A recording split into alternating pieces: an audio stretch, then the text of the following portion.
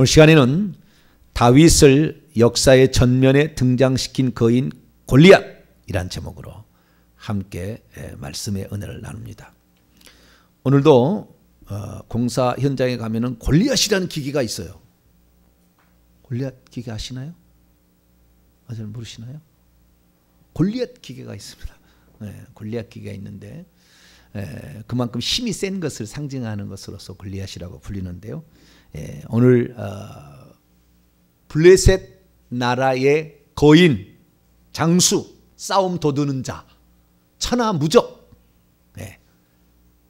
그 골리앗이 등장해서 이스라엘과 전쟁을 하는데 이스라엘 사람들 중에서 아무도 골리앗을 대적해서 싸울 만한 사람이 없었다는 거 아니에요? 아침마다 조석을 와서 나하고 한번 싸워보자.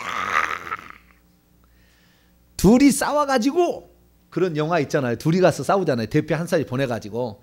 그래서 한쪽이 한쪽을 이기면 이기는 승자가 되는 어떤 그런 게임이 옛날도 있었지 않습니까? 우리나라의 백제와 신라가 싸울 때도 그랬다고 하더라고요. 장수가 서로 와가지고 우리 둘이 붙어보자. 어차피 백성들 전쟁하다 죽어봤자 백성만 죽으니까 우리 둘이 붙어서 이기는 자가 승리하는 걸로 하자. 오냐, 오늘 나를 잘 만났다. 그래가지고 양쪽에 딱 전열을 가다 딱 쓰고, 양쪽에 딱 쓰고, 그 가운데서 둘이 가서 가지고 이렇게 하잖아요. 그래가지고 이제 둘이 싸우는데 그런 거죠. 그래서 40일 그랬는데 이스라엘 백성들은 한 사람도 안 나오고 있었다는 거 아니에요. 쫄아 있었죠. 왜냐하면은 고인이었으니까. 고인.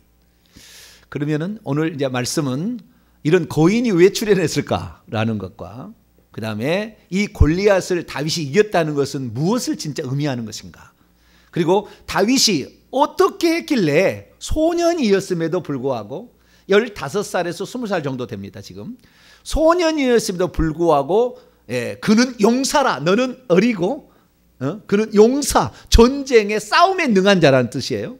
싸움에 능한 자인 그 골리앗을 이길 수가 있었을까? 어떻게 이길 수가 있었을까? 그래서 오늘날에 어쩌면은 영적 싸움도 여기에서 이길 수 있는 방법을 우리가 배울 수가 있습니다. 그래서 오늘 늘 들어보는, 우리가 그 초등학교 교회학교를 다니게 되면 초등학교 다니는 교회학교 시절에는 다윗과 골리앗의 싸움이 잘 나오잖아요. 그래서 사진 하나를 제가 준비해 봤어요. 골리앗하고 지금 그 다윗인데요. 다윗은 왼쪽에는 저 아프리카에서 싸우는 것 같고요. 오른쪽에는 한국에서 싸우는 것 같죠, 그죠? 옷을 입고 안 입고, 저쪽은 너무 더운가 봐요. 그래가지고 저는 옷을 헐끗하고 어떻게 벗고 싸움을 하는데, 저 누구가 맞을까요? 다윗? 옷을 입고 싸웠을까요? 옷을 벗고 싸웠을까요? 저 나라가 더운 나라라고 아마 그렇게 하려고 저렇게 이제 그 옷을 벗고 꼭 엘리야가 약대 털옷을 입듯이. 근데 왼쪽 편의 그림은 아닌 것 같아요. 전쟁 나와서 저렇게 옷까지 벗고 다니는 뭐 이런 사람은 없을 것 같고. 근데 어쨌든 더운 나라에서의 싸움이다, 그러고 그린 것 같습니다. 자, 오른쪽과 왼쪽에 다 골리앗이 나오는데요. 싸움 도두는 자로서 그 골리앗이 있는데, 왼쪽 편의 그림을 보면은 병기 든 자로 나오죠. 그렇죠. 그 창, 그 다음에 방패 이런 것들 대신 갖고 있다가 교체해 가지고 쓰는 거잖아요. 이렇게. 그래서 이렇게 그 병기 든 자가 이렇게 나오는데요. 골리앗이 이 두 번의 그림이 나오는데, 이 두 가지 그림의 골리앗의 특징은 뭐냐면, 오른쪽 그림을 보시게 되면 위에 무슨 이렇게 뭐 갈퀴 같은 뭐가 막 올라와 있잖아요. 이렇게 머리 위에가. 그 블레셋 나라의 그 복장을 좀 형상화 시킨 겁니다. 다음 그림을 보시게 되면은 저 오른쪽에는 이제 그 엄청나게 뭐 이렇게 위에 뭐 삭가처럼 어떻게 위에 쓰는 것처럼 만들어, 왼쪽은 투구를 썼기 때문에 잘 모르겠습니다. 근데 어쨌든 여러 그림들이 있는데요. 이 골리앗이 이만큼 어마어마했다라는 것입니다. 그래서 오늘 이 시간에는 이렇게 어마어마한 적을 어떻게 물리칠 수가 있었을까? 물리칠 수밖에 없었던 이유가 있어요. 이유가 이날은 골리앗 할아버지가 와도 다 죽었을 거예요. 그럴 수밖에 없어요. 그 배경이 있는 것입니다. 그러니까 누가 그 순간에 함께하는가? 하나님이 그 순간에 함께한다면 어떤 적이 와도 패배할 수밖에 없어요. 네. 그러니까 하나님이 우리와 함께 만드는 것이 중요한 것이지, 하나님 우리와 함께 하도록 하는 것이 중요한 것이지, 내가 용서한 게 중요한 거 않고 상대방의 중과 부적이 엄청나 세다는 게 중요하지가 않아요. 하나님이 나와 함께 하시느냐가 중요한 거죠. 그래서 오늘 놀라운 이 영적 전쟁, 그 다음에 일반 전쟁의 승리의 비결까지, 그리고 영적인 의미까지 오늘 한번 살펴보도록 하겠습니다. 자, 이 시기는 언제냐? 우리가 어떤 영화를 만들려고 한다고 한다면은 시간과 장소, 등장인물을 잘 배치를 시켜야 되고, 그 다음에 기승전결에 먼저 클라이막스를 보여주잖아요. 막 이래가지고 깜짝 놀란 눈이 보잖아요. 왜 그럴까? 그러면 이제 과거로 돌아가잖아요. 그래가지고 왜 둘이 싸울 수밖에 없었는지. 그러듯이 어떠한 모든 게 이런 영화들을 보면은 등장인물 시기 이런 거 다 이게 다 준비돼가 있는 어느 장면을 먼저 돌출시키냐에 따라서. 타이타닉을 보게 되면은 어떻게 해요? 어떤 할머니가 나오잖아요. 반지 이렇게 큰 보석 있는 반지 안 보셨죠? 오래된 영화라. 그 영화를 보면 제가 젊었을 때 그걸 봤기 때문에 인상적으로 남아요. 큰 보석, 무슨 보석을 딱 차고 온 여자 할머니가 나와요. 근데 그 할머니가 왜 이 보석을 차고 있는지 지금까지 그 이유를 설명해 줌으로 타이타닉 영화가 시작이 됩니다. 처음에는 막 배를 막 타기 위해서 막 기다렸다 막 하는 장면이 나오다가 그 할머니가 딱 등장하는데 그 할머니가 모든 것을 평정을 하죠. 이 여자가 그 타이타닉의 여자의 그 주인공이거든요. 그래가지고 이 구성을 어떻게 하느냐에 따라 재미가 있는데 3시간 반인가 뭐 영화인데 지루하지가 않아요. 그런 영화가 있어요. 그러듯이 마찬가지로 성경도 그렇게 써야 하는데 성경은 그렇게 쓰지는 않죠. 시간적 순서로 이렇게 쓰지 뭐 영화 만드는 건 아니니까. 그런데 기본적으로 알아야 됩니다. 자, 지금 블레셋 나라하고 이스라엘 나라하고 전쟁이 붙었습니다. 그러면은 이스라엘 나라의 왕은 지금 사울 왕이고 블레셋 나라 누군지 왕이 안 나와. 여기에는 그 싸움 도두는 사람, 아주 거대한 거인 하나 나옵니다. 대표자가 나옵니다. 그러면 사울 왕은 지금 몇 살에 지금 전쟁하고 있을까요?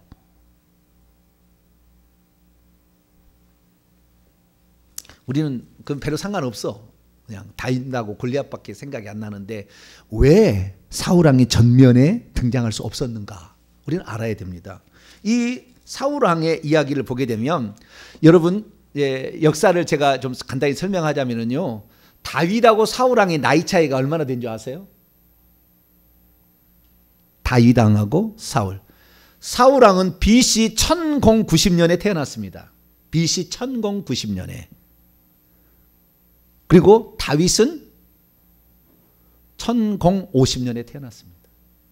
그러니까 50살 차이가 나는 거예요. 다윗하고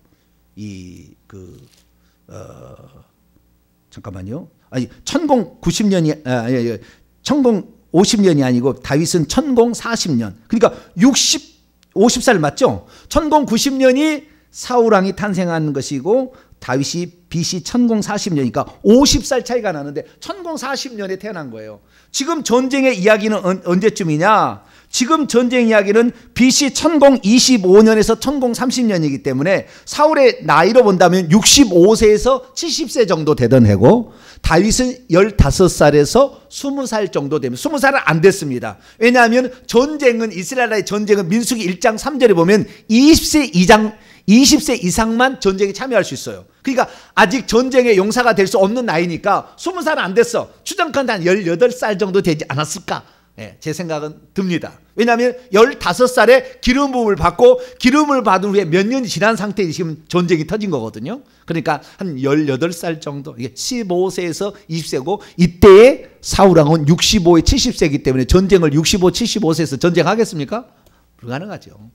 그래서 누군가가 지금 이제 등장해야 될 그런 상황에 처해 있다는 거죠. 근데 이 적은 어마어마한 이 거인족이 등장하고 있습니다. 자, 17장 4절부터 보겠습니다. 4절에서 7절까지 말씀. 어떤 적이 나왔나 보십시다. 읽습니다. 시작. 블레셋 사람들의 진영에서 싸움을 도두는 자가 나왔으니 이리와 1대1로 붙어보자 막 이런 거예요.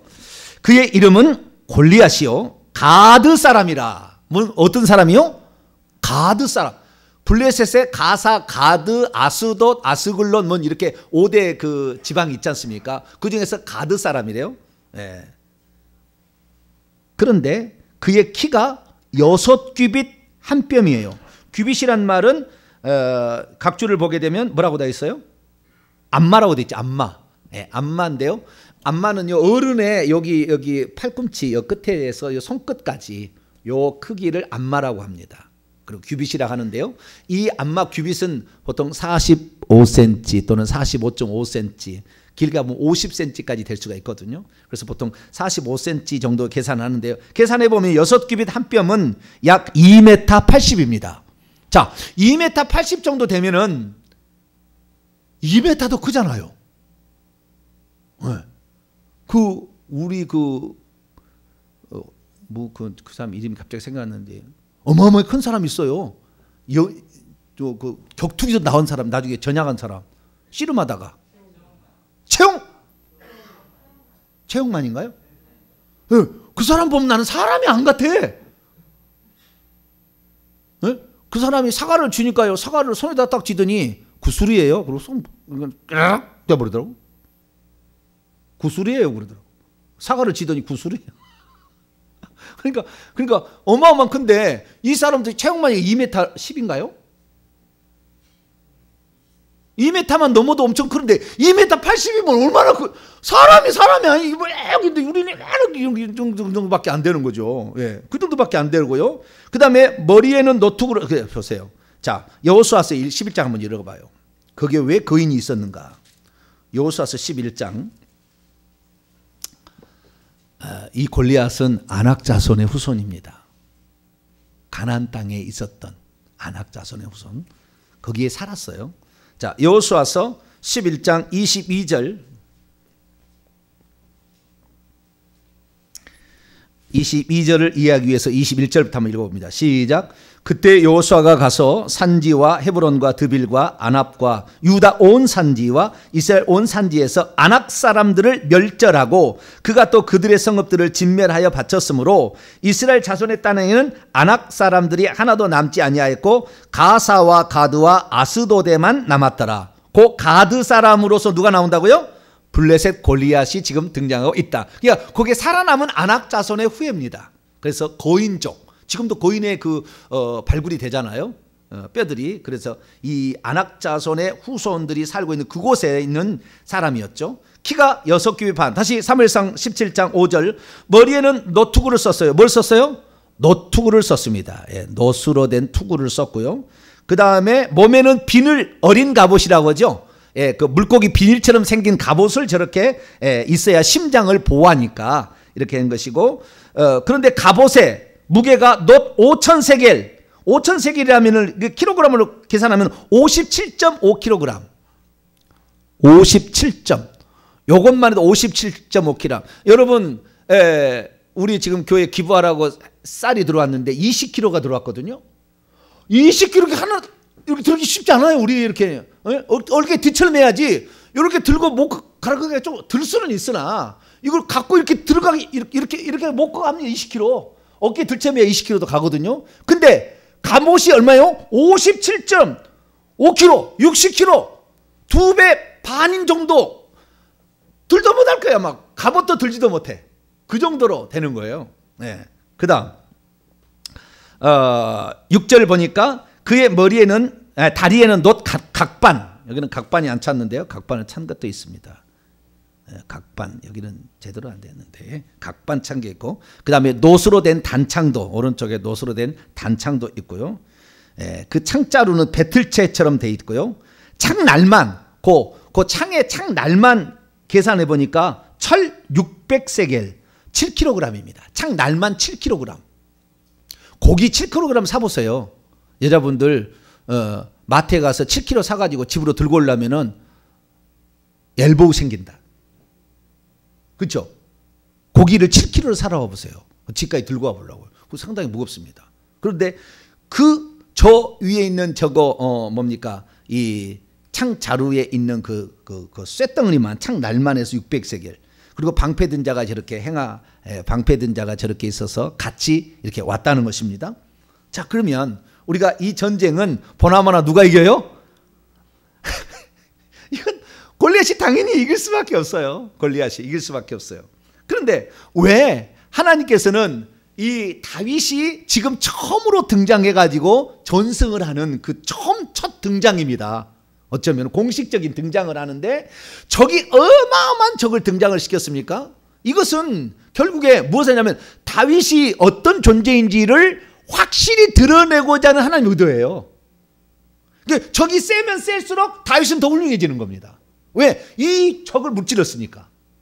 그러니까 지금 원래 사울의 사명이 있었습니다. 근데 사울의 사명이 있었는데 그 사울이 그 사명을 완수하지 않으니까 사울의 바톤을 이어서 사울의 사명을 이룰 자가 이제 여기 있다라는 걸 보여주려고 하는 하나님. 여기 있다. 여기 있다. 그런데 아주 두각이 나타날 수 있도록 이렇게 하기 위해서 지금 골리앗이라는 것을 등장을 시키는 거예요. 여러분, 우리의 삶에 어려움이 있으면 여러분들이 지금 하나님께서 쓰시려고 작정하는 시기인 줄 아셔야지. 아이고, 이 무거운 짐을 나한테 주셔가지고 내 다 죽이려고 그러네. 그러면 되겠어요? 안 되겠어요? 그럼 평생 한 번도 못 이겨. 이런 짐이, 주여, 이런 짐이 나를 지금 하나님께서 새롭게 하나님의 사람으로 세우시려고 나를 지금 이런 환경에 배려하시다니. 할렐루야! 할렐루야! 오후 찬양 예배라 제가 오바 액션을 한다고 누가 정병진 목사는 너무 재밌대요. 왜냐하면 너무 실감나게 설교를 한다네. 자, 그러면은 이 사울의 잠깐 저기를 봅시다. 사명을 보도록 합니다. 자, 저 10장 9장으로 넘어갑시다. 9장. 사울의 사명이 뭐였느냐? 사울의 사명. 그러니까 그 사명을 감당하지 않겠다고 한다면 하나님은 다른 사람에게 그 사명을 감당하게 만드시는 거예요. 그러니까 우리에게 주어진 어떤 일들이 있으면 끝까지 진돗개처럼 문 닿으면 내가 끝까지 이것을 하리라. 할렐루야. 그래야 그 사람을 하나님 쓰는 거지. 뭐 힘들어 그러고 나와버리면 다른 사람 시키는 거예요. 자, 9장 16절입니다. 9장 16절. 사울을 하나님께서 왕으로 세우신 목적이 어디에 있었느냐? 이 목적을 이루지 않으니까 하나님이 바톤을 바꾸는 겁니다. 주자를 바꾸는 거예요. 자, 16절입니다. 시작. 내일 이맘때에 내가 베냐민 땅에서 한 사람을 내게로 보내리니 너는 그에게 기름을 부어 내 백성 이스라엘의 지도자로 삼으라. 그가 내 백성을 블레셋 사람들의 손에서 구원하리라. 이 사울의 사명은 블레셋을 무찔러야 돼. 근데 지금 블레셋에 쩔쩔매고 있잖아요. 만약에 사울왕이 내가 65세 70세가 될 때 할지라도 저 여호수아하고 갈렙은 내 나이 85세로 돼. 그러고 나가서 이 안악자손을 쳤다고 나온다니까. 여호수아 읽어보세요. 키 큰 사람 안악자손을 이 갈렙은 몇 살이에요? 85세에 가서 싸웠다고 나온다니까요. 그런데 지금 65세 물론 뭐 할아버지는 할아버지네요. 근데 65세 70세 그러지만 그가 이 약속의 말씀을 듣고 주님 나에게 이스라엘을 블레셋으로 굳히라고 세웠으니 내가 이 사명 완수하고 내 나라 다윗에게 넘깁니다. 주님, 다음 누군지를 모르지만 다음 사람이 넘깁니다. 주님, 나에게 이 마지막 원수를 갚을 수 있도록 주여. 그리고 저 삼손이 내게 마지막 힘을 주셔서 이 블레셋 나라를 무찌를 수 있도록 나에게 힘을 달라고 그랬더니 두 기둥이 와르르 쏟아져서 평소 살아있을 때 블레셋 사람을 죽인 것보다 그날 죽인 숫자가 더 많다, 3,000명 더 많았다고 얘기를 하잖아요. 그렇게 했더라면 만약에 사울이 그날 날아갔더라면 그날 골리앗이 죽었을 거예요. 사울한테. 왜? 그 사명을 줬으니까. 근데 지금 나이가, 그 다음에 키가, 전력이, 못이, 전립선이 약하고, 아니구나. 막 이렇게 핑계를 대니까, 안 되는 거라 그 말이에요. 우리는 하나님께서 주신 사명을 우리는 내게 그건 맡겨진 일이다. 내 이 교회를 위해서 나를 이렇게 하나님이 쓰시려고 작정했다. 진돗개처럼 물고 끝까지 가야 됩니다. 할렐루야. 아유, 난 힘이 없어서 안 돼. 그러니까 사람을 바톤을 바꾸는 겁니다. 그래서 지금 바톤을 바꾸는데 그 사람이 별 볼 일 없는 전쟁에 드러난다면 드러나지 않으니까 하나님께서 일부러 거대한 놈을 하나를 아니 블레셋에 전쟁하는데 블레셋의 왕이 누군지도 안 나온다니까요. 있었을 건데 분명히 등장도 안 시켜. 역사에 지금 이게 소설이라고 한다면은 나와야 될 이유가 없는 거예요. 지금 저쪽에 음악이 센 놈이 나와야 되는 거예요. 네. 그러니까 지금 가드 사람을 지금 이렇게 등장을 시키고 있다. 그래서 우리가 일평생에 살았을 때 하나님께서 나에게 맡겨준 사명은 끝까지 완수하리라. 할렐루야. 그래야 그 사람을 쓰시는 거고 초자연적으로 역사하는 거지. 아유 나는 나이가 들어서 안 되고 나는 뭐 힘이 없어서 안 돼. 나는 키가 작아서 안 돼. 넌 돈이 없어서 안 되고 나는 뭐 빽이 없어서 안 되고. 영은 안 돼. 그 사람은. 영 안 돼요. 우리는 사명대로 살 수 있게 되기를 축원합니다. 자, 그러면 다윗이 이 골리앗과 붙었는데 전쟁에서 승리할 수 있었던 이유는 대체 무엇일까요? 예, 오늘 되게 열이 납니다. 사모님 히터를 꺼주세요. 아주 그냥 주여. 아주 골리앗을 싸우려고 하니까 열이 되게 나네요. 예, 열이 나가지고 안 되겠어요. 예. 그럼 어떻게 했길래 세상에 이겼느냐? 세 가지 요인이 있었습니다. 다윗이 승리할 수밖에 없었던 세 가지 이유가 있어요. 이 세 가지 이유를 우리가 잘 캐치하면 영적 싸움에서도 우리가 승리할 수 있습니다. 할렐루야.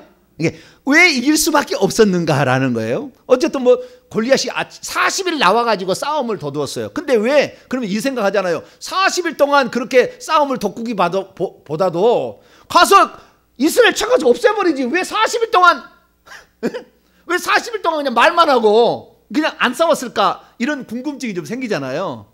이게 역사적 배경을 얘기하자면은 양쪽은 산 같은 데 있는 거예요.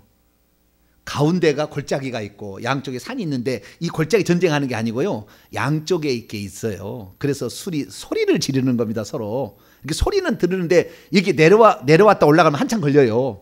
그런데 뭐냐면은 골리앗이 이쪽에 있어도 이쪽에 산이 있고 여기에서 요새처럼 만들어 있으니까 올라가는데 아까 어린 갑옷이 몇 킬로 나갔다 계세요? 57.5km 나가니까 산 여기 올라가려고 얼마나 무겁겠어요? 그리고 이거 올라가다가 힘쓰다가 저쪽에서 무엇이 화살 날아오면 죽을 수가 있으니까 말만 하는 거예요. 그래서 우리가 한번 붙어보자. 우리 여기 밑으로 골짜기에 와서 엘라 골짜기에 와서 우리 한번 붙어보자. 뭐 이렇게 얘기를 하는 거잖아요. 네. 그래서 싸움을 안 하고 있다는 거. 골리앗은 그렇게 세지만 블레셋은 질이 멸렬이었습니다. 나중에 골리앗이 죽자 다 도망가 다 죽었어요. 그러니까 그 밑에 있는 사람들은 골리앗 하나로 말미암아 기세등등하고 있는 것이지 실제는 베냐민 지파가 전쟁에 능하다니까요. 사울 왕이 아주 전쟁 능한 지파입니다. 그 지파가. 그러니까 골리고는 있지만 함부로 전쟁할 수 없는 상황이었다. 그런 거예요. 그런데 어쨌든 전쟁은 터졌고 이 전쟁에서 승리를 해야 되는데 이 전쟁에 싸움을 나갈 자가 나오라 그러는데 아무도 안 나오는 거예요. 그래서 사울 왕이 뭘 건지하세요? 세 가지를 걸었어요. 싸움에서 나간 자는 내가 세 가지 상을 내리리라. 그런 거예요. 방을 붙여라. 첫째, 싸움에 나가는 자는 많은 재물을 줄 것이다. 이것이 25절에 나옵니다. 17장 25절. 첫째, 많은 재물을 그에게 줄 것이니라. 두 번째, 내 딸을 그에게 주겠다. 내가 그를 사위로 삼겠다. 세 번째, 그 집안의 세금을 면제해 주겠다. 그럼 여러분 나가실래요? 안 나가실래요? 네? 네.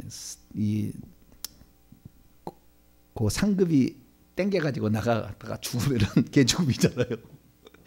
아무리 좋은 거 준다고 그래도 나갈 수 없잖아요. 이건 어마어마한 걸 걸었어요. 어마어마한 거. 그렇잖아요. 많은 재물을 줄 것이고 사위를 삼겠고 말이죠. 세금을 그 집안의 모든 세금을 다 감면해 준다. 이야, 참 어마어마한 건데 아무도 못 나갔습니다. 그런데 그날 무슨 일이 있었느냐? 아버지가 다윗을 전장터에 보냅니다. 이새가 너의 형의 안부를 알아봐라. 전쟁이 오래 지속되기 때문에 먹을 것이 떨어졌는데 이거라도 갖고 가서 형들에게 먹을 것을 주고 천부장을 만나서는 이것을 좀 전달해 주고 네가 제대로 전달했는지 뭔가 증표를 하나 가져오라고 이새가 보낸 거예요. 그래서 이른 아침부터 아버지의 순종적이잖아요. 다윗은 이른 아침부터 그것을 싸 짊어지고 이제 형들이 있는 전장터로 갔더니 골리앗이 저쪽에 나와서 큰 소리를 치고 있는 거예요. 이렇게. 그냥 아무도 얘기를 안 하고 있는 거예요. 자기 진영에서는. 아니 살아계신 하나님의 군대를 모욕하고 있는 저 골리앗을 왜 아무도 뭐라고 하지 않습니까? 그런데 다 조용해. 왜요? 자기가 나가면 죽을 것 같으니까. 그러면 왜 다윗은 이렇게 겁도 없이 소년이 15에서 20살밖에 안 되는 소년이 겁도 없이 이렇게 얘기를 했을까요? 거기에는 세 가지 이유가 있었던 거죠. 전쟁에 이길 수밖에 없던 세 가지 이유가 있었다는 것입니다. 자, 첫 번째는 뭐냐면 다윗은 하나님에 대한 신앙이 첫 번째예요. 하나님에 대한 신앙, 그 다음에 다윗의 준비, 그 다음에 상대방의 허점입니다. 이 세 가지가 딱 마무리 떨어진 겁니다. 하나만 된 게 아니고, 네. 하나님에 대한 신앙, 다윗의 준비, 상대방의 허점, 요 세 가지가 합쳐져서 전쟁에 승리한 것이지, 어떤 사람은 다윗은 이 신앙이 좋기 때문에 무조건 전쟁이 이긴다고, 택도 없는 얘기입니다. 싸움 못하면 져요.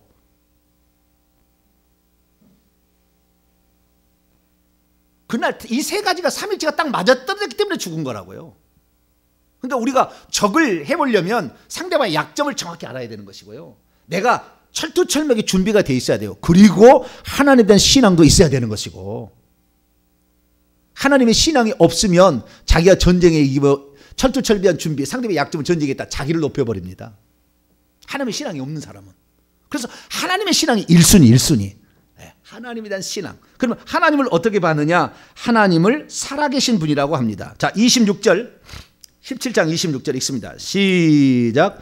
다윗이 곁에 서 있는 사람에게 말하이르되 이 블레셋 사람을 죽여 이스라엘의 치욕을 제거하는 사람에게는 어떻게 대우를 하겠느냐? 이 할례받지 않는 블레셋 사람이 누구에게 살아계시는 하나님의 군대를 모욕하느냐? 하나님은 살아계시다라고 알았어요. 다윗은 하나님은 살아계신다, 하나님은 지금도 불꽃 같은 눈초리로 나를 지켜보고 계신다라는 믿음이 있었다는 것입니다.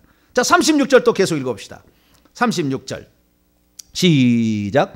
주의 종이 사자와 곰도 쳤으니, 이걸 이해하려면 34절부터 36절까지 봐야겠습니다. 시작. 다윗이 사울에게 말하되 주의 종이 아버지의 양을 지킬 때에 사자나 곰이 와서 양떼에서 새끼를 물어가면 내가 따라가서 그것을 치고 그 입에서 새끼를 건져내었고, 그것이 일어나 나를 해하고자 하면 내가 그 수염을 잡고 그것을 쳐 죽였나이다. 주의 종이 사자와 곰도 쳤은즉 살아계시는 하나님의 군대를 모욕한 이 할례받지 않는 블레셋 사람이리까 그가 그 짐승의 하나와 같이 사자와 곰을 내가 쳐 죽인 것처럼 내가 그도 그래 살아계신 하나님을 무시하다니. 자, 그 다음에 46절과 47절. 살아계신 하나님에 대한 신앙이 있었다는 거예요. 시작. 오늘 여호와께서 너를 내 손에 넘기시리니 내가 너를 쳐서 내 목을 베고 블레셋 군대의 시체를 오늘 공중에 세워 땅에 들짐승에 주어 온 땅으로 이스라엘의 하나님이 계신 줄을 알게 하겠고, 또 여호와의 구원하심이 칼과 창에 있지 아니함을 이 무리에게 알게 하리라. 전쟁은 여호와께 속한 것인지 그가 너희를 우리 손에 넘기시리라. 그러니까 하나님에 대한 신앙이 있었어요. 그분은 살아계시고 나를 도와주신다. 나를 도와주신다. 그분은 내 편이시다. 하나님은 살아계시고 그분은 나를 도와주시는 분이다라는 것을 말했고, 무엇보다도 하나님의 속성을 잘 알고 있었으니 하나님의 이름을 모욕하고 멸시하는 자는 하나님이 죽인다는 걸 알았어요. 다윗은 하나님의 이름을 멸시하지 않았다면 여기에서 골리앗 안 죽습니다. 근데 하나님의 이름을 멸시합니다. 그러니까 이건 죽게 된다고요. 하나님을 멸시하잖아요. 반드시 하나님 죽여버립니다. 그 사람은 1, 2, 3계명을 어기면 가만두지 않아요. 하나님은 가만두지 않습니다. 그런데 그 모든 거, 그러니까 하나님이 살아계심을 무시하고, 그렇게 하니까 하나님이 살아계시는데 네가 감히 하나님을 대항해? 라고 나온 거죠. 이건 잘하는 거예요. 다윗이 하나님에 대한 신뢰를 정확히 하고 있었다는 거. 이것이 전쟁에서 승리했던 골리앗을 물리치는 첫 번째 비결이었다. 여러분은 모든 방면에 하나님은 살아계시고 불꽃 같은 눈 나를 지켜보소 나를 위험한 순간에 지키시고 내 앞길을 인도하신다는 걸 확실히 믿고 가시길 축원합니다. 두 번째, 다윗의 준비에 다윗의 준비는 뭐냐면 적을 무찌른다 해서 내가 적을 무찌를 수 있는 아무런 그런 무슨 준비가 안 돼 있으면은 적을 무찌를 수가 없죠.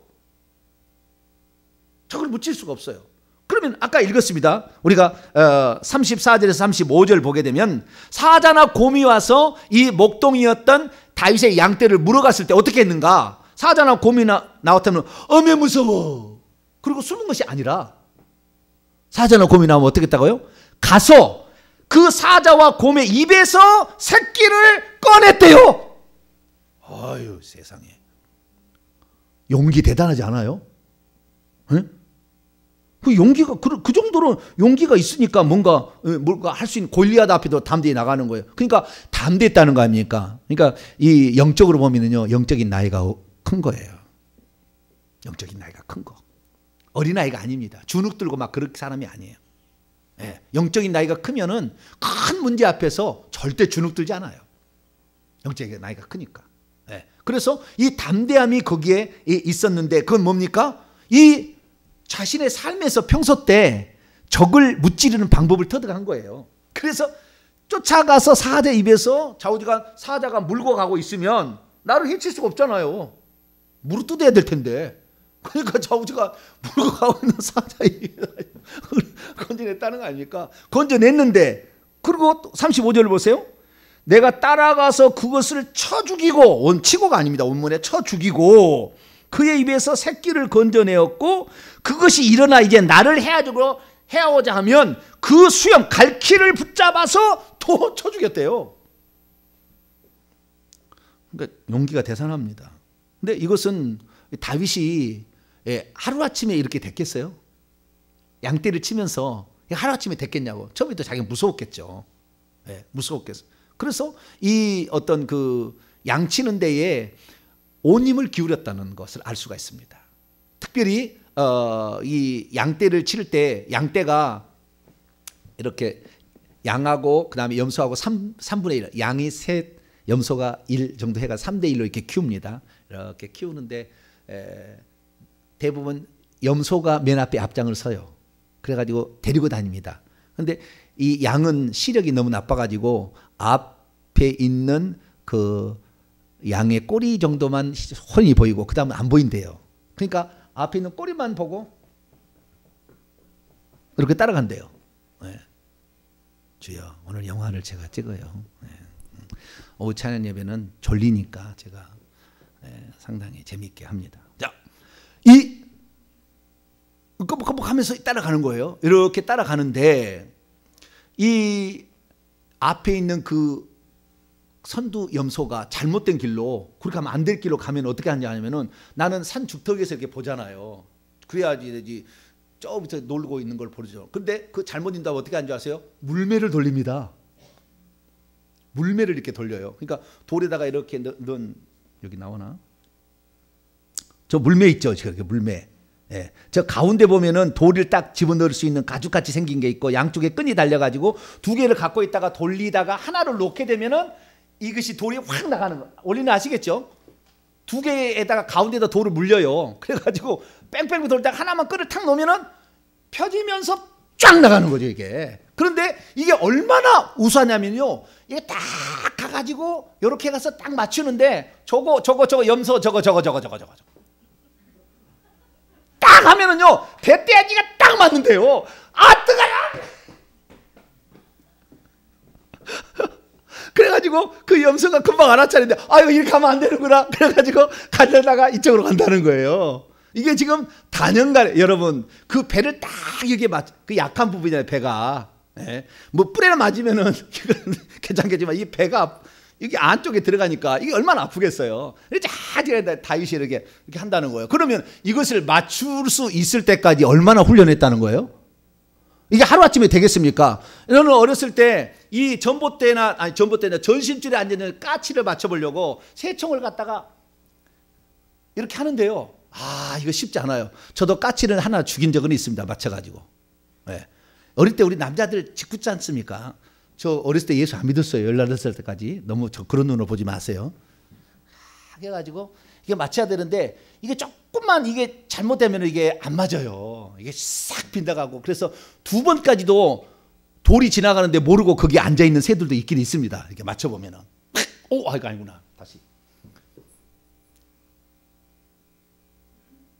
숨을 멈춰야 돼. 숨을 딱. 해버리면 안 돼. 이게 움직여버리게 안 돼. 숨을 쉬어버리면. 딱 멈추고 딱 쏴야 되는 거예요. 그런데 이것도 힘드는데, 아니, 뺑뺑뺑 돌리는 곳이 맞도록 만들려면 이게 얼마나 힘들겠어요. 제가 그걸 많이 해봐가지고요. 다트대회 나가면 제가 상 받습니다. 다트대. 탁 맞추는 거 있잖아요. 가운데. 그건 제가 잘해요. 하도 많이 어릴 때 해봐가지고. 미루나무에다가 그 돌 맞추기 막 맨날 하잖아요. 이렇게 하잖아요. 어릴 때 이렇게 하기 때문에. 그런데 다윗이 평소 때 담대함도 있었고 사자 앞에서 주눅 들지 아니하고, 그리고 사자도 겁을 내니까 제가 그랬잖아요. 혹시 사자 물속에 떨어지면 멈춰! 그래라고. 할렐루야. 거기에서 무서워서 꼴맹이 하면 안 된다니까. 그 앞에서 딱 버텨버려야 돼. 딱. 네. 옆에 막대기 하나 있으면 딱 좋지. 막대기 딱 집어가지고 그 입에다 쏙 집어넣으면 되는 거예요. 아시겠죠? 뭐 다른 게 필요가 없어. 지금 어차피 입으로 나를 물려고 달려드는데 끝까지 입을 쳐다봐. 그래가지고 오는 입에다가 목구멍 속에다가 그 막대기를 쏙 집어넣으면 돼. 할렐루야. 네. 그러면은 이길 수가 있어요. 너무 두려울 것이 없어요. 네. 그러니까 평소 때 담대함도 있었고 사자와 곰으로부터 양떼를 지키기 위해서 그렇게 몸살려가지 않으면서 달려가고, 그 다음에 달려가면서 이 사자의 목을 잡아가지고 한쪽 손은 목을 잡아가지고 입에서 이걸 꺼내는 연습을 많이 했을 거 아닙니까? 했던 것들을 그거 하고, 그 다음에 멀리서 맞추는 거 이것도 잘했을 거 아니에요. 그러니까 지금 담대하게 왜 당신들 가만히 있냐고 이스라엘 얘기하지. 한 번도 그런 적도 해먹고 없는 그냥 집에서 그 온실에서 자란 것처럼 했다면 이거 전쟁이 되겠습니까? 안 되지. 야전에서 능한 사람. 우리는 귀신하고 싸움에서 야전에서 능한 사람이 되기를 축원합니다. 우리는 귀신하고 싸움 야전인 겁니다. 우리의 전쟁은 그냥 이게 있어야지. 귀신하고 했는데 아무것도 힘을 못 발휘해. 힘 없어요. 우리는 야전에 강해야 되는데. 그래가지고 결국에 다윗은 준비를 다 했기 때문에 평소 때 그 사자와 곰을 두려워하지 않았던 거. 사자와 곰은 뭘 상징하느냐? 사탄 마귀를 상징하는 거예요. 짐승, 사나운 짐승. 그래서 짐승이 요한계시록 보면 사탄 마귀를 짐승이라고 하잖아. 짐승, 첫째 짐승, 둘째 짐승, 바다에서 올라오는 짐승, 땅에서 올라오는 짐승이에요. 다니엘서 7장을 보면은 바벨론 왕을 사자라고 그러고, 메데 바사 왕을 곰이라고 그러고, 그 다음에 헬라 제국의 왕을 표범이라 얘기를 하고, 넷째 짐승, 그것은 로마를 상징하고, 이런 식으로 나오듯이 어떤 짐승은 사단에게 속한 어떤 것을 상징합니다. 그래서 다윗이 하나님의 백성들을, 양떼를 해치는, 하나님의 백성을 해치는 자를 가만두지 않겠다는 그 마음을 가질 때 하나님이 기뻐하시니까 사자도 이기게 하시는 거예요. 그렇게 해서 다윗이 준비를 잘했다는 것이고요. 세 번째, 골리앗의 방심입니다. 이것 때문에 골리앗이 죽은 거예요. 자, 지금부터 제가 질문을 던질 테니까 잘 들으신 분들은 답을 맞출 수가 있게 됩니다. 이 지금 골리앗의 모습이, 오른쪽 골리앗의 모습이, 오른쪽을 봅시다. 창은 지금 다른 사람이 주는 모양이에요. 지금은 칼을 들고 있고 방패를 들고 있잖아요. 이 골리앗의 그림은 정확한 그림일까요? 틀린 그림일까요? 창은 지금 다른 사람에게 단창을 줬다고 하고, 이 그림은 제대로 된 그림일까요? 제대로 안 된 그림일까요?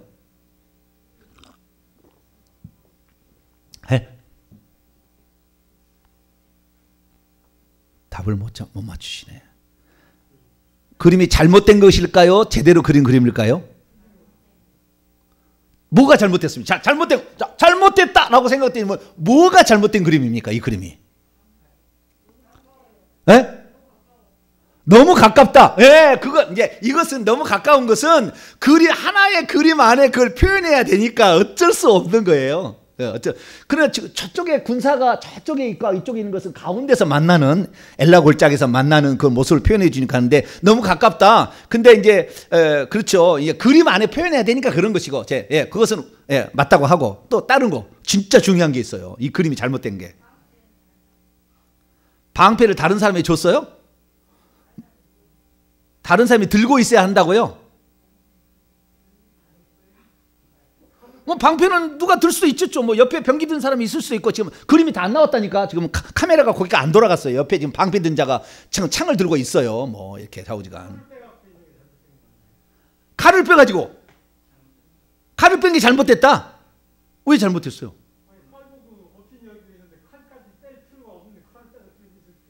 아니, 칼을 빼야만이 적을 목을 베서 승리하는 거죠. 칼이 없는데 뭘로 이길 수, 방패 갖고 100번 해봤자 안 되잖아요.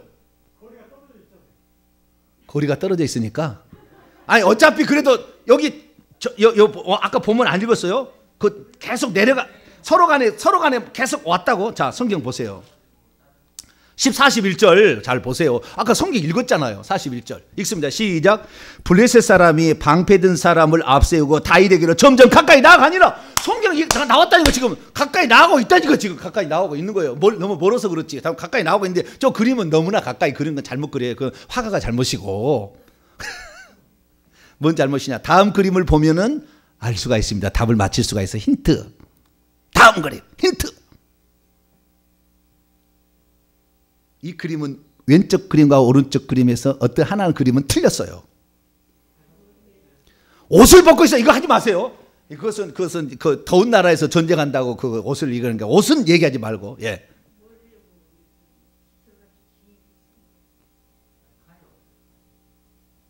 칼이 없어요?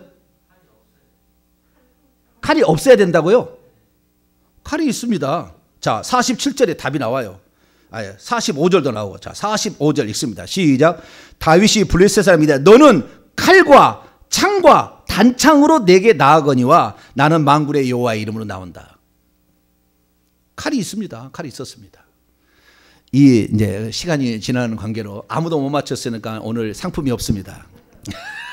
맞췄으면 제가 상품을 드리려고 그랬는데 지금까지 성경을 이렇게 골리앗의 싸움을 그렇게 설교를 듣고 그냥 오늘도 성경도 읽었음에도 불구하고 제가 또 힌트까지 사진으로까지 보내줬음에도 불구하고 그것을 이게 잘못됐다는 그림을 찾아내지 못하는 우리 자신들. 네? 창이든지 칼이든지 둘 중에 하나면 죽일 수가 있잖아요. 무기해야 되니까 좌우전 칼이든 창이든 간에. 근데 앞에가 뭐요? 그거하고 상관없다니까요. 자, 답을 알려드리겠습니다. 답은 뭐냐면 그날 그 시간에 머리에 투구를 안 썼어요. 그래서 다윗이 쏜 거 이게 맞을 수가 있었던 거예요. 평소 때 항상 노투구라고 아까 나오잖아. 노투구. 노수도 투구를 항상 쓰고 있었는데 그날 다윗이 나오니까 쪼매만한 키에 에게 네가 뭐 나를 개로 여기고 막대기 갖고 왔니? 이렇게 하고 에이씨 이렇게 하려고 지금 에이씨 하고 죄송합니다. 그랬는지 아닌지 모르겠어요. 근데 그날을 노투구가 없었다는 거예요. 노투구가. 모든 것은 다 방비가 돼 있었습니다. 다리 맞아 죽지는 않잖아요. 심장은 어린 갑옷이 있기 때문에 안 죽잖아요. 머리를 맞으면 깨져서 죽는 것인데 그날따라 노투구를 안 썼어요. 안 썼어. 그거 누가 안 씌우게 했을까요? 하나님이 하셨겠죠. 그날따라 기분 나쁘다가 오늘은 두통이 있어서 벗었든지 아니면 기분 나쁘다. 이 조그마한 쪼매미가 어떻게 완다고 그러고 투구를 그날따라 안 썼어. 그날 다른 때는 다 썼는데 그날따라 안 쓰니까 다윗이 물매를 팍팍팍 돌려가지고 정확히 이마를 조준해가지고 딱 맞춰버렸다는 거예요. 아닌가요? 약점이 있다는 거예요. 약점이. 귀신도 약점이 있고 마귀도 약점이 있다는 거 아니에요. 그러니까 우리가 적을 싸우려면 적의 약점을 알아야 돼요. 적은 십자가사에서 패배한 약점이 있어요. 너는 십자가에서 졌다. 너의 왕은 예수님께 복종했어. 귀신들 나가. 너희는 날 건들 수 없어. 정확히 해야 돼. 그래서 우리가 십자가로 가라. 십자가 세운다라는 말 하는 것은 너는 패배자다. 너는 이제 너의 권세는 무효화됐어. 어디서 까불고 있어? 라는 얘기를 우리가 하는 것이죠. 그래서 이날따라 이 골리앗이 방심을 했는데 노투구를 안 썼어요. 머리에다가 자기를 머리를 보호하는 그걸 안 쓰고 나와가지고 거기에 딱 맞아서 죽습니다. 거기에 딱 맞아가지고. 그러니까 아무리 강한 적이랄지라도 우리보다 계급이 높은 귀신이랄지라도 약점이 있다는 거예요. 정확히 우리는 십자가 붙잡고 십자가상에서 예수 그리스도께서 이기셨다는 것을 정확히 붙잡고 십자가로 가라. 십자가를 세운다. 할렐루야. 그렇게 우리가 해나갈 때 승리할 수 있다라는 사실을 우리가 믿어야 되고 의지해야 될 것 같습니다. 그날따라 소모는 계모는 막대기로 갖고 왔다고 이렇게 가소롭게 여기고 또 장비도 없잖아요. 다윗은 아무것도. 전쟁에 줄 장비가 없잖아요. 자, 성경을 봅니다. 50절 기가 막힌 이야기예요. 50절 보면 기가 막힌 이야기. 자, 50절 읽습니다. 시작. 다윗이 이같이 물매와 돌로 블레셋 사람을 이기고 그를 쳐 죽였으나 자기의 손에는 칼이 없었더라. 칼이 없어도 이길 수가 있어요. 칼이 없어도. 신기하죠? 네. 골리앗 칼을 갖다가 쓴 거예요. 빼가지고 목을 자른 겁니다. 그래서 목을 들고 갔다는 거 아니에요, 사울 왕 앞에.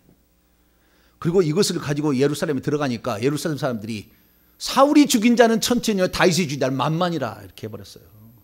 이게 확실히 자, 하나님의 사명이 블레셋을 무찌르라고 사울 왕을 세웠는데 음이 기수가 나는 힘이 없어, 나는 늙었어, 맨날 이렇게 뒤로 빼지니까 너는 그러면 사라지고 새로이 블레셋을 이길 수 있는 장수, 나라를 세울 왕을 내가 세우겠어.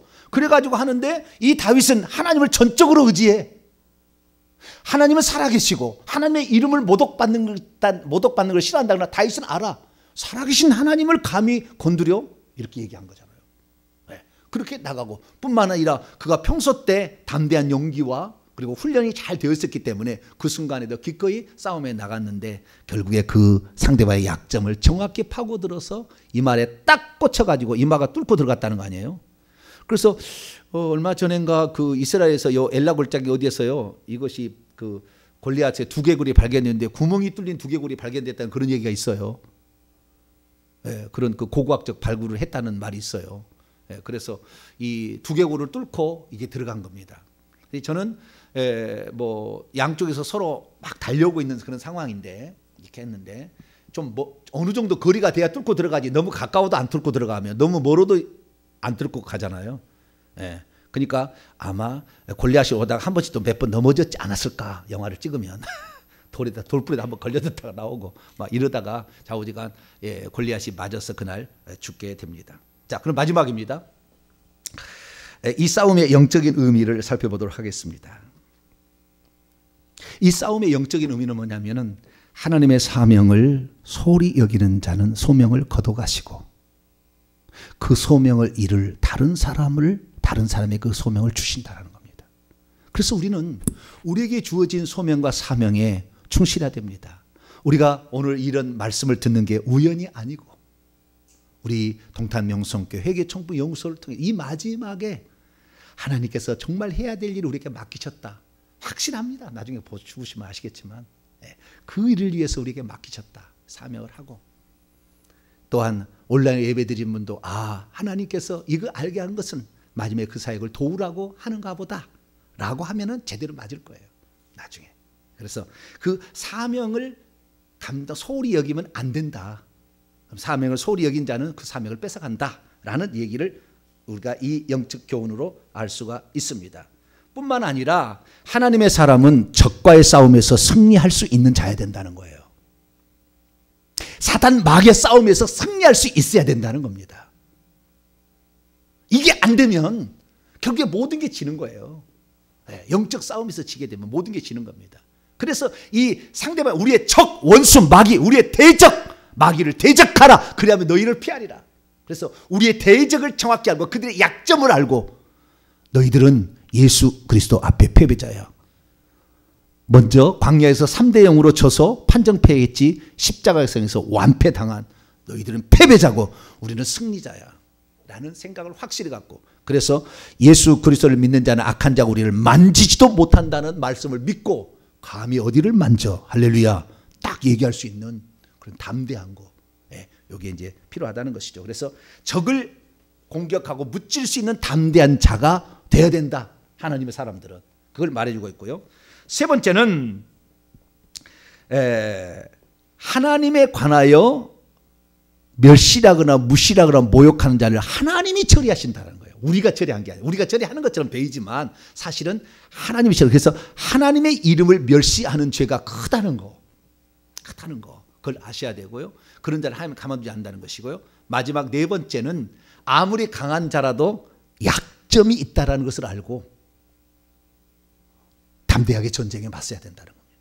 아무리 강한 자일지라도, 우리보다 영적 계급이 아무리 높은 귀신할지라도 약점이 다 있기 때문에, 그러니까 싸워서 우리가 영적 계급이 올라가는 거예요. 우리가 계급이 낮다고 영원토록 계급이 낮은 게 아니라 자꾸 싸워서 믿음으로 나가서 싸우다 보면 계속 계급이 올라가는 거예요. 1년에 계급이 3단계 4단계도 올라갈 수가 있어요.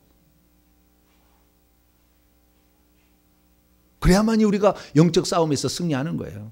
그래서 저와 여러분들은 아무리 강한 적이라 할지라도 약점이 있음을 알고 주님 나에게 큰 믿음을 달라, 얘기하시며 상대방은 십자가에서 이미 패배자인 것을 내가 경험하고 두 눈으로 보게 하여 주시옵소서. 확실히 믿음을 가지고 나아감으로 말미암아 우리도 우리의 삶에 골리앗 같은 어려움이 있다 할지라도 그런 전쟁에서 승리할 수 있는 복된 성도가 되기를 간절히 바랍니다. 거룩하신 하나님 감사합니다. 오늘 다윗과 골리앗의 싸움을 저희들이 들었습니다. 중과 부족에 도저히 이길 수 없는 싸움이었으나 그럴수록 하나님의 이름이 영광스럽게 된다는 사실을 알고 절대 거기에서 두려워하거나 쫄지 않고 겁먹지 아니하고 하나님은 나의 편이 되어주시고 하나님은 살아계시다라는 그 믿음을 가지고 아무리 강한 자도 약점이 있다는 걸 알고 우리는 영적 싸움에 싸워서 승리할 수 있는 복된 성도들이 되게 해 주옵소서.